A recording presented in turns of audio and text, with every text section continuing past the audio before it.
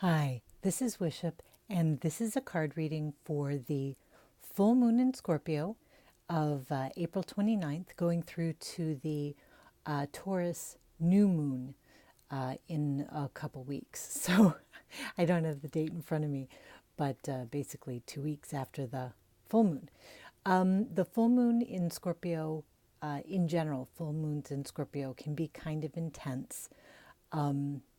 Anytime the moon goes through Scorpio, it's a little bit of an intense period because it's the fixed water sign. So it's the most watery, the deepest that the water signs go.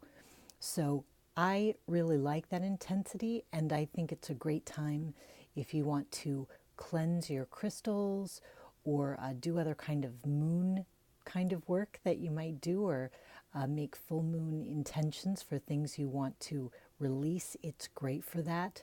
The Scorpio full moon is excellent for that. But as I said, it can be kind of intense, and some people don't enjoy that quality about it. I kind of like it, but not everybody does. So if you don't, and you kind of know that you don't really like that feeling, it'll be a good weekend probably to just kind of lay low and take good care of yourself, and just enjoy some reflective time on your own. Don't grind your gears against other people, because it may be an intense time, and you don't want to create friction that's really temporary. A lot of things can flare up in Scorpio that don't necessarily represent huge lasting problems. They can, but a lot of times it's just things just feel more important in some kind of way. So if that's something that you enjoy because you find it creative and exciting and stimulating, then be out in that Scorpio full moon. But if you don't, then just kind of hang in and chill out. So I'm sort of sneaking this reading in, but I've got a couple Lenormand cards and some tarot cards. I'll probably do the foundation cards as we go because I won't have time to do a description. So here, let's sort of do these as our topic cards. Also, I'm putting in an angel answer card at the end, just to answer any other question you have. In case the topic of the reading doesn't seem quite to fit what you were expecting, I'm doing an angel answer card at the end. So whatever other question you have, just keep it in your mind, and then I'm pulling a single card for that. So we have the anchor and the clouds. So this is interesting. Both of these have sort of a watery connotation, right? The anchor from the bottom of the sea, and the clouds carrying the rain.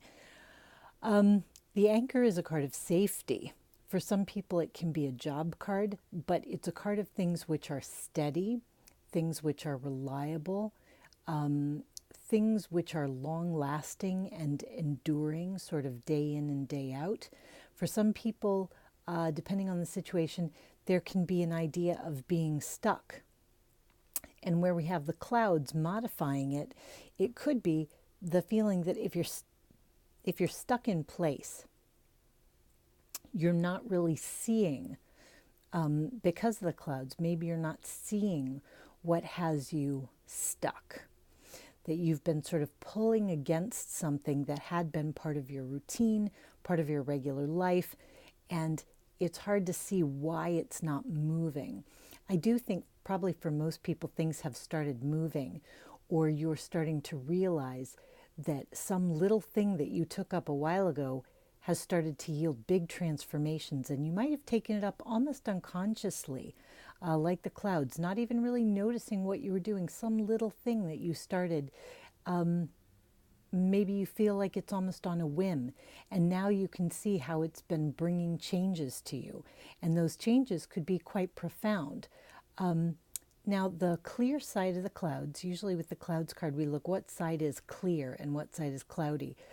This way, the clouds are sort of projecting forward, and the clear side is back.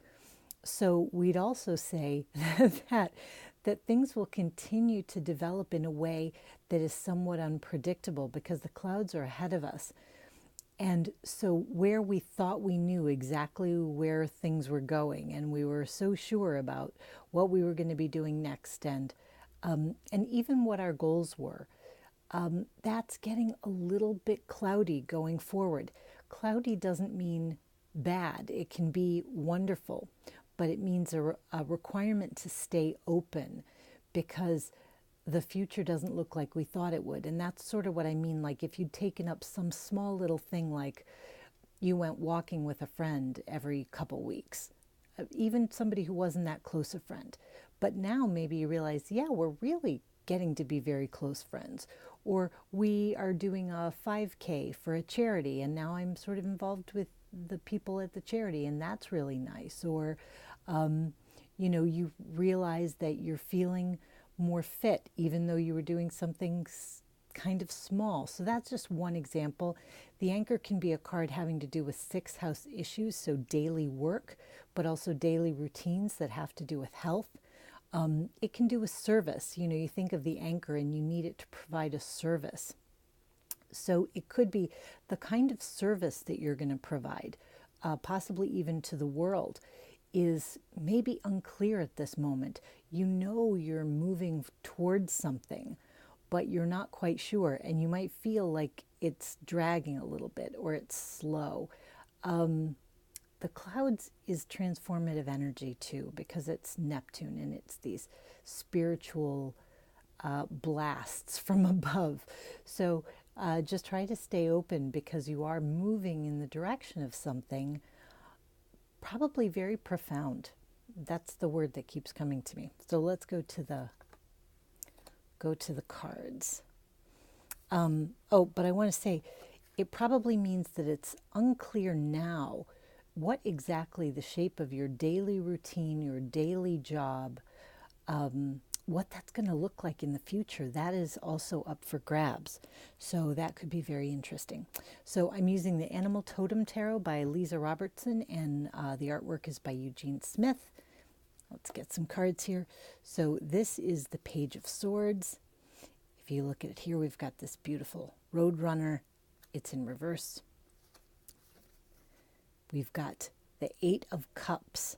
So see this salmon under this full moon? A very sort of beautiful card for the Scorpio full moon. And then we have the Ace of Pentacles. Was this card in reverse? I just can't, I think it was upright. Either way, it's upright now, so I'm going to assume that there's some reason for that. So here's the Ace of Pentacles, which is a dung beetle. So if you know a little bit about the Egyptians, the dung beetle would roll this ball of dung like the new dawn, and it would lay its eggs in this ball of dung that it was rolling. And so its new life would be born from the old. So it's a really powerful symbol, actually, of renewal, because from the old is born the new. So here's the Ace of Pentacles, which is always great to see in this position.